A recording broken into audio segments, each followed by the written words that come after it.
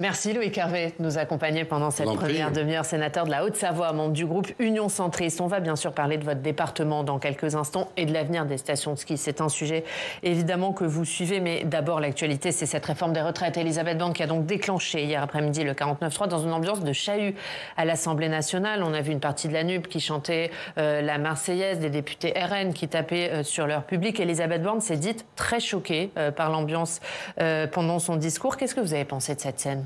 C'est une image de la vie politique et du Parlement qui est très mauvaise. C'est le 100e 49 alinéa 3 de l'histoire de la Ve République. Et ce recours à cet article qui existe se fait dans un climat social et politique qui est extrêmement détérioré. Donc les images, alors après, ce qu'il faut dire qu'on est choqué. Oui, ces images ne sont pas bonnes. Maintenant, il s'agit en urgence de renouer le dialogue dans le pays, parce que on pourra pas continuer comme ça. On en est au début du second mandat du président de la République et on ne pourra pas continuer à avoir le 49 alinéa 3 sur tous les textes et un débat aussi dégradé au Parlement. Ça veut dire dissolution ? Ça c'est un pouvoir qui appartient au président de la République et à lui seul. Et c'est pas un sénateur qui va surtout un sénateur centriste qui va donner ce type de conseil. Mais c'est une évidence qu'il y a à un moment une nécessité de renouer une forme de dialogue. Rappelez-vous, pendant les Gilets jaunes, combien de semaines il a fallu attendre pour qu'on dise grand débat et qu'on s'appuie sur les maires dans les territoires pour apaiser le débat démocratique, et qu'ensuite on débouche sur un certain nombre de décisions politiques, notamment par la loi, ici au Sénat ou à l'Assemblée nationale. Donc il y a vraiment une nécessité. Alors est-ce que ça peut prendre la forme d'une conférence sociale ? Vous savez, on est au début du deuxième mandat, dans une situation d'inflation, d'inquiétude des Français. On lance cette réforme sur des bases différentes de celle qui était la première réforme avant Covid.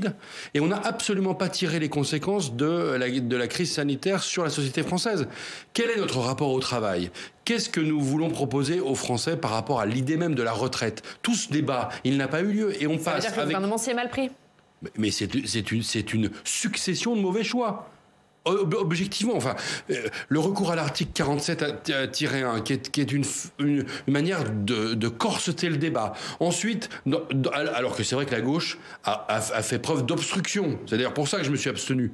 Parce que la gauche a été, à l'Assemblée nationale, mais aussi au Sénat, extrêmement contraignante dans la volonté de ne pas aller au vote. Donc, c'est cet ensemble de mesures de procédure qui se finissent en point d'ordre par le 49 alinéa 3, ça pose une vraie difficulté démocratique. Et c'est une succession de mauvais choix, vraiment. Et sur un plan... alors, évidemment, rien ne peut justifier ce qui s'est passé hier soir dans les rues de Paris et des grandes villes de France.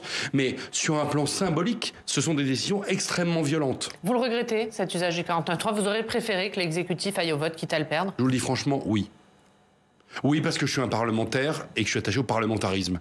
Et que je pense qu'il faut qu'on admette que on gagne ou on perd. Et là, on va être on gagne, ou si on gagne pas, on gagne par la force. Ça n'est pas possible dans l'état actuel des forces politiques du pays. Je crois que, pour être très clair, le président de la République et le gouvernement n'ont pas encore intégré qu'ils étaient minoritaires à l'Assemblée nationale. Donc ça appelle à gouverner différemment, à gouverner davantage avec le Sénat, mais aussi à gouverner avec les forces politiques en présence à l'Assemblée nationale. Le groupe LR, les formations minoritaires de la majorité, le groupe Horizon, le groupe Modem, peut-être le groupe Lyot. Peut-être qu'on peut enfin rentrer dans ce pays dans une logique de majorité de projet, sans parler de coalition, mais où on va ouvrir la manière de gouverner. Ça n'est absolument pas le message qui a été envoyé hier. Et c'est pas selon vous, c'est pas ce qu'a essayé de faire le gouvernement avec les Républicains, notamment. Il y a eu beaucoup de concessions faites aux Républicains. Elisabeth Borne a d'ailleurs pointé leur responsabilité hier dans ce 49.3 en disant c'est le texte, ce sont les convictions qu'ils portent depuis des années et certains ne le votent pas. Alors il y a eu un travail d'amélioration significatif, alors pas à l'Assemblée nationale puisque le débat n'a pas eu lieu, mais au Sénat avec les Républicains, notamment la majorité sénatoriale, pour apporter un certain nombre de correctifs. Je pense aux droits des femmes, je pense aux carrières longues, mais la réalité, je prends un exemple de collègues députés, les Républicains sur le terrain. Qu'est-ce qu'ils entendent sur le terrain? On ne peut pas demander aux parlementaires de s'enfermer au Parlement et de ne rien entendre. Les Français sont massivement opposés à cette réforme. Donc passer en force et demander en plus à des gens qui n'ont pas été élus en soutien du président de la République et de la majorité de faire l'appoint et d'assumer la responsabilité qu'ils n'ont pas... Enfin, c'est un peu fort de café. La droite l'a voté au Sénat, le centre l'a voté. Au Sénat, on se fonde sur des travaux antérieurs, où le Sénat a travaillé ces questions-là, et où le Sénat est dans une optique totalement différente. Et la manière dont nous travaillons dans la majorité sénatoriale, et dans la manière dont d'ailleurs tous les sénateurs, au-delà même des sénateurs LR et centristes, travaillent, c'est une manière totalement différente de l'Assemblée nationale. Et nous sommes majoritaires à l'Assemblée. Au Sénat, oui. Charles de Courson, qui est un ancien UDI et qui maintenant est dans le groupe Lyot, justement, va être un peu fer de lance d'une motion de censure qui pourrait être transpartisane, c'est-à-dire votée à la fois par la NUP, par le Rassemblement national. Vous comprenez sa démarche? C'est difficile parce que je connais bien Charles de Courson. J'ai du mal à comprendre la stratégie en réalité. Il a demandé de la démission du gouvernement, donc ça veut dire qu'il veut le faire tomber. Enfin, c'est vraiment... Donc, oui, cette motion déposée à l'initiative de Charles Amédée de Courson et portée par le groupe Lyot peut représenter un vrai risque pour le gouvernement. Si la motion de censure est adoptée, elle fait tomber le gouvernement, mais vous savez que ce qui est arrivé une fois sous le mandat du général de Gaulle en 68 peut se reproduire, c'est-à-dire que la réplique immédiate, c'est la dissolution. Enfin, institutionnellement, c'est pas automatique. Et qui a à perdre à cette dissolution? Ah ben j'en sais rien. Mais je pense qui a gagné? Le Rassemblement national? Ah évidemment. Évidemment. Si on veut faire rentrer 200 députés du Rassemblement national à l'Assemblée nationale, c'est ce qu'il faut. C'est le risque de la dissolution. J'aime trop mon pays pour le vouloir. Est-ce que vous diriez qu'on est dans une crise politique, voire dans une crise de régime? Incontestablement. D'abord parce que la Ve République est une république dans laquelle, normalement, c'est vrai qu'en 88, ça n'était pas le cas. C'est vrai que depuis 2022, ça n'est plus le cas. Normalement, après l'élection présidentielle, par réplique, on a une majorité à l'Assemblée nationale. Donc, alors que la Ve République est une république robuste, qui normalement a prévu tous les cas de figure, là, on voit bien qu'on touche les limites. D'autant plus qu'on a, au sein de l'hémicycle de l'Assemblée nationale, deux groupes, un à l'extrême gauche, un à l'extrême droite, qui sont extrêmement virulents.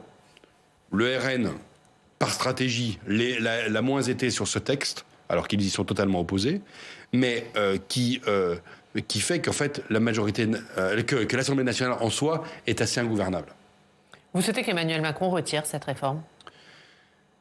En tous les cas, je ne sais pas dans l'état actuel des choses, je pense qu'ils vont essayer quand même d'aller jusqu'à au vote de cette motion de censure dans les heures qui viennent. En tous les cas, on risque bien de se retrouver dans la situation de la crise des Gilets jaunes, avec la nécessité pour l'exécutif de baisser un peu le ton, de revenir proche du terrain et d'essayer d'écouter le pays. Et effectivement, si on écoute le pays, ça va quand même être très difficile d'aller jusqu'au bout de cette réforme. Ouais. Moi, je me suis abstenu aussi parce que cette réforme, c'est une réforme des paramètres du système des retraites, et on a tout mis sur l'âge. 64 ans et 43 ans. Hein. L'âge de départ et le nombre d'annuités de cotisation. Moi, je suis pour une réforme du système, un peu à la Suisse. Bon, vous ne voulez pas, je suis au Savoyard, mais où on a un système, un premier pilier qui est un pilier solidaire, un deuxième pilier qui est un pilier complémentaire, et un troisième pilier individuel, qui est une réforme des retraites par capitalisation. Je sais que c'est pas largement réparti, mais il faut qu'on ait cette... Le Sénat avait voté d'ailleurs le lancement d'une réflexion sur la capitalisation. Ça n'a pas été retenu dans le texte final. Mais c'est fondamental d'ailleurs pour notre économie, pour l'investissement, l'investissement dans les PME, pour les transitions notamment énergétiques. On a besoin que ces capitaux-là soient en France et soient investis dans l'économie. Et la capitalisation, ça permet ça. J'ai pas envie du tout de vendre le système des retraites à BlackRock. Hein. On va parler de votre département ? Avec plaisir. Quel avenir pour les stations de ski avec le réchauffement climatique ? Jusqu'où aller pour sauver l'économie du ski ? Ce sont les questions posées par Samia Dechir dans son reportage La Fonte de l'Or Blanc, qui sera diffusé à 17h sur notre antenne. Tournez chez vous, en Haute-Savoie, et Samia nous rejoint.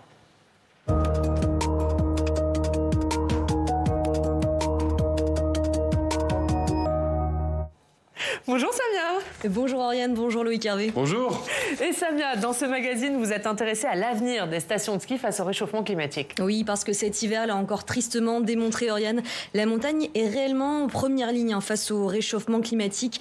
Cette année encore, la saison a été très difficile. On n'avait pas vu aussi peu de neige depuis 1964. Donc, il y a plein de stations qui sont restées fermées, en tout cas une partie de la saison.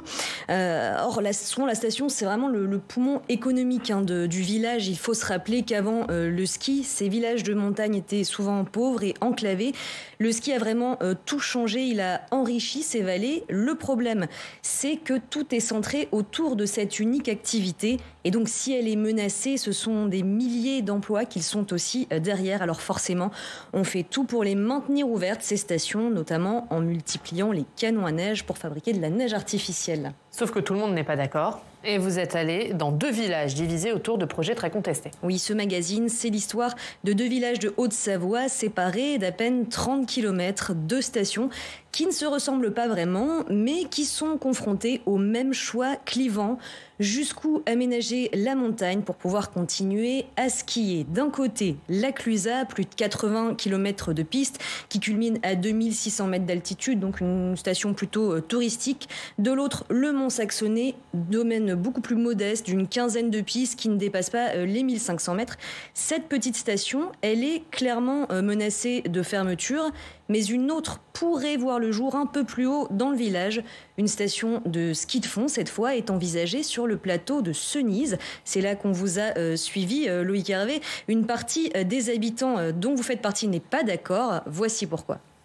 Située à cheval sur le Mont-Saxonnet et la commune voisine de Glières-Val-de-Born, Cenise est un site protégé, classé Natura 2000.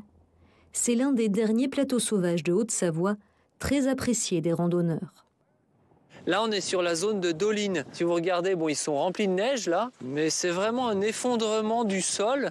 Maintenant, si on crée une station ici, on va s'occuper de combler ces dolines existantes, parce qu'il y en a partout.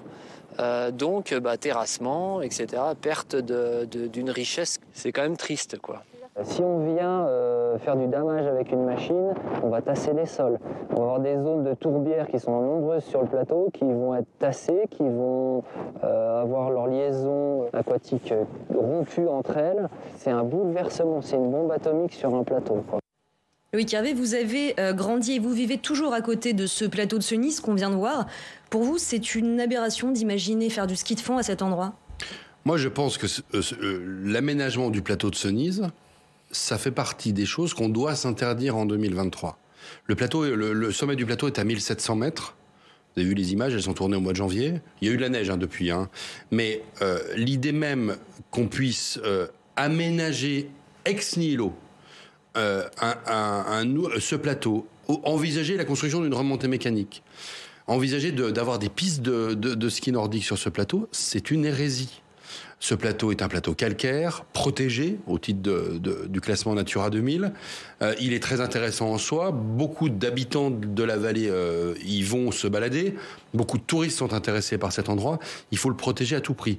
Et c'est très différent, ce projet d'aménagement complètement nouveau, de mesures qui sont prises par des stations de ski viables, qui, elles, vont pouvoir continuer un certain nombre d'investissements pour permettre de prolonger l'activité de ski alpin, comme ce que vous avez pu voir à la Clusaz. Alors on va y venir après à la Clusaz. C'est vraiment des projets qui sont de nature différente. Donc pour ce qui est pour répondre à votre question, pour ce qui est du plateau de Cenise, non. Et l'opposition populaire, elle est importante parce que, en fait, c'est pas une hostilité à un projet.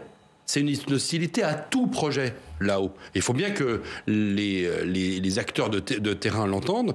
Il y a aujourd'hui une mobilisation extrêmement forte pour s'opposer à cela. Et pourtant, le président du département qui, lui, veut développer le ski de fond en Haute-Savoie assure que l'aménagement d'un domaine nordique n'aurait aucun impact sur le plateau. On l'écoute avant de vous faire réagir. Non, il n'y a aucun terrassement de fait sur aucun plateau. Aujourd'hui, vous allez sur le plateau des Glières, en dehors des piquets, Et oui, d'une dameuse qui passe, il n'y a absolument rien. Le plateau de Solaison, c'est pareil. Le plateau des Brasses, c'est pareil. La chapelle d'Abondance, c'est pareil. Donc non, c'est un fantasme. On n'a pas besoin de faire de terrassement pour faire du ski de fond. C'est pas un passage obligé. Pas de terrassement, juste quelques piquets pour faire une station de ski de fond sur ce plateau. Vous y croyez, Loïc Hervé ? Dans la même interview, on entend dire qu'il n'y a pas de projet. Et on dit après que dans ce projet, il n'y a pas de terrassement. Bref, les pistes de ski de fond en Haute-Savoie sont très souvent sur des pistes et des voiries forestières. Donc avec évidemment une emprise et un terrassement existant qui est préalable à la chute de la neige et qui permet évidemment de damer.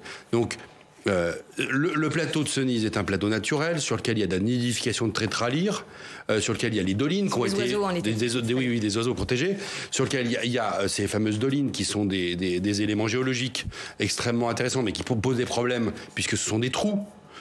Et donc affirmer comme ça qu'il y aura absolument aucun travaux, moi je parle pour moi. Je n'y crois pas. Alors, il y a une chose qu'il faut savoir sur ce plateau, c'est qu'en hiver, quand il y a beaucoup de neige, on ne peut pas y accéder par la route. Donc vous et le collectif d'opposition, une de vos plus grandes craintes, c'est la construction d'une remontée mécanique pour amener des skieurs sur ce plateau. Pourquoi cette crainte, une remontée mécanique sur ce plateau ? Une remontée mécanique, ça veut dire à l'aval un parking pour stationner les véhicules des gens qui vont utiliser la remontée mécanique. Ça veut dire des pylônes qui vont aller de la gare de départ à la gare d'arrivée. Ça veut dire 2 constructions, une au départ, une à l'arrivée. Donc c'est une anthropisation, une artificialisation d'un site auquel on est attaché sur la défense même de l'environnement. Donc ce sont des infrastructures lourdes. Aujourd'hui, dans les stations de sport d'hiver, je cite à nouveau la Clusa, on essaye d'avoir des remontées mécaniques modernes qui ont moins d'impact sur l'environnement, et on essaye d'enlever ces vieilles remontées mécaniques des années 70 pour mettre des remontées mécaniques beaucoup plus modernes et qui ont moins de conséquences sur le milieu.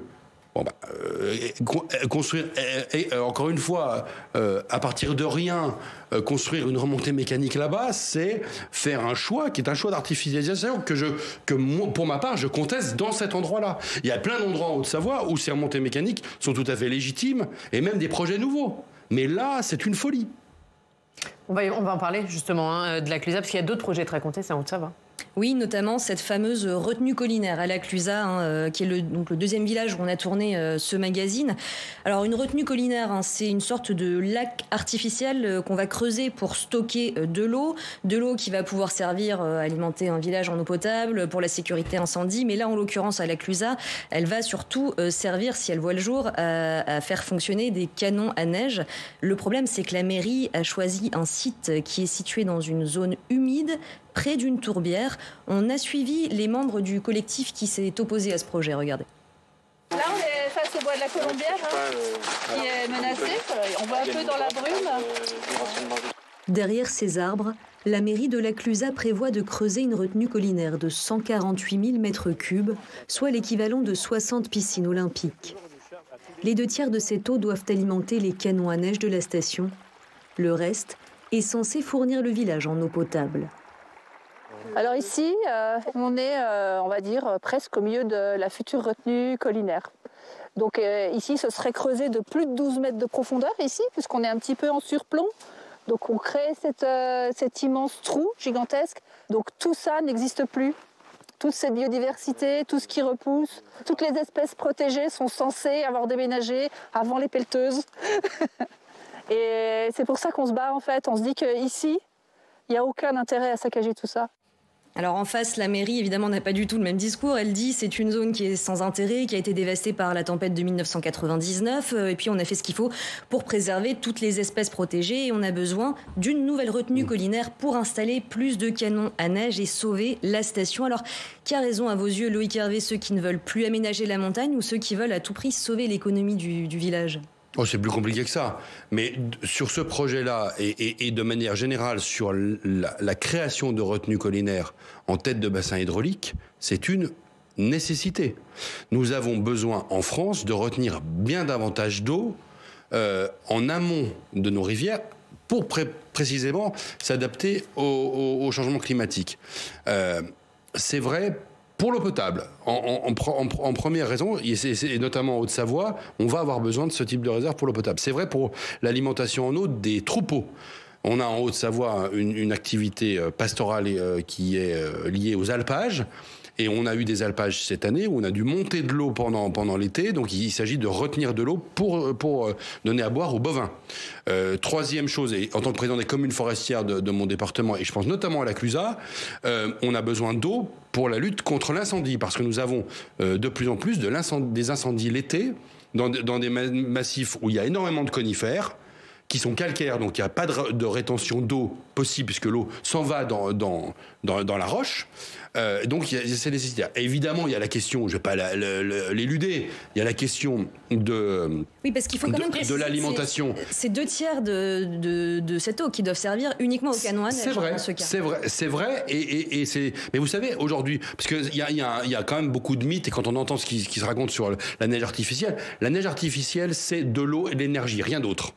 De l'eau et de l'énergie. Il faut qu'il y ait du froid pour en produire. Et aujourd'hui, il y a des stations en Haute-Savoie qui sont très bien équipées et c'est quelque chose qui fonctionne bien. Et ça n'est que prélever de l'eau à un instant T pour la restituer au milieu naturel. Elle disparaît pas. Donc il y a le sujet de la Clusaz. Moi, je ne suis pas en soutien à ce collectif du plateau de Bourgard. J'échange avec les élus de la commune de la Clusaz et avec un certain nombre de gens qui sont plutôt proches de ce collectif. On n'est pas du tout dans le même timing que le projet précédent, puisque là on est sur un coup qui est parti.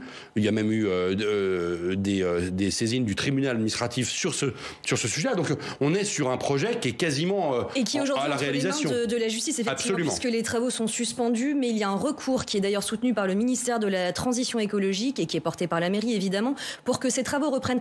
Alors, mais c'est à la justice de trancher. C'est à la justice de trancher, mais le problème ne va faire qu'empirer dans les années à venir. Et qu'est-ce qu'on fait dans 10 ans ? La neige va reculer. Est-ce qu'on continue éternellement à creuser de nouvelles retenues collinaires pour faire fonctionner les stations ? Est-ce qu'il ne faudrait pas tourner la page dès maintenant ?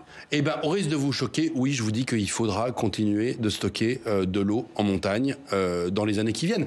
Les pays du nord de l'Europe le font bien davantage que nous. Nous devons, pour toutes les finalités que j'évoquais, avoir cette prudence-là.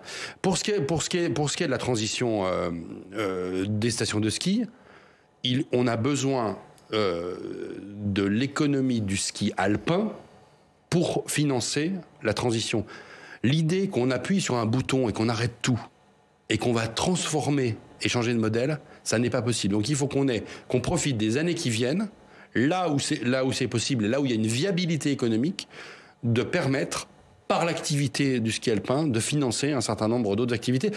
Ce qui est incroyable, c'est qu'une commune comme la Clusaz, mais c'est valable aussi pour ses voisins, ils sont déjà là-dedans en fait.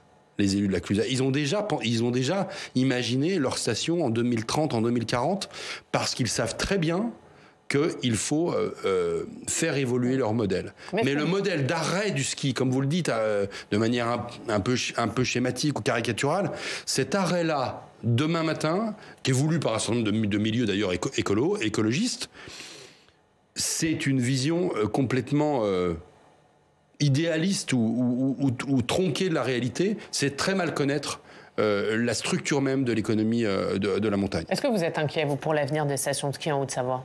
Ah oui, je suis inquiet parce que, à la différence de nos voisins de la Savoie, nos stations de sport d'hiver sont plus basses.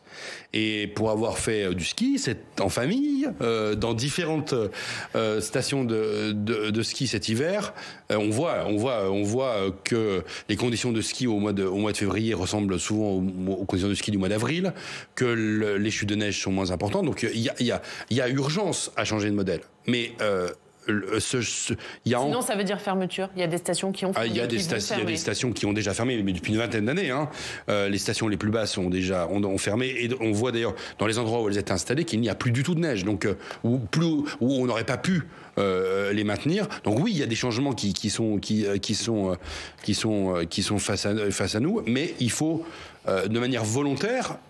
Par l'action des élus locaux, par l'action aussi des grandes collectivités qui les aident, à pouvoir favoriser cette transition, mais elle passe évidemment par le maintien du ski alpin autant que ce soit possible. Merci Samia, merci beaucoup. La fonte de l'or blanc, c'est votre reportage et c'est à voir à 17h sur notre antenne avec vous. Très beau reportage. Notamment Loïc Hervé, très beau reportage. Oui, très beau reportage. On vous recommande.